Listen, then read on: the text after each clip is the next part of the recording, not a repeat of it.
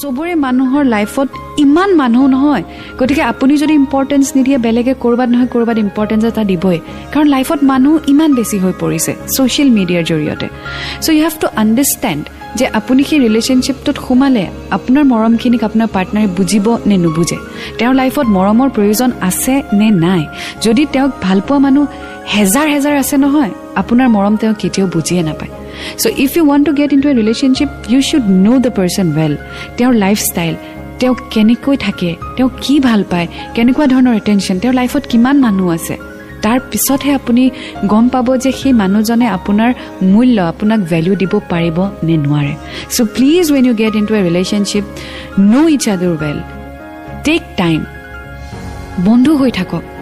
লাহে লাহে more than a friend হওক and then get into a relationship ঘপকে এমা দুমা লগ পাই I love you 6 months থাকিলে 7 months ব্ৰেকআপ কাৰণ আজিকালি কাকো প্ৰয়োজনে নাই মৰমৰ কাৰণ ইমান মানুহে মৰম কৰে ইমান মানুহে ভাল পায় so partner changing is like a thing of changing clothes so please ৰিলেশ্যনশ্বিপত সোমোৱাৰ আগতে টাইম ল'ব প্লিজ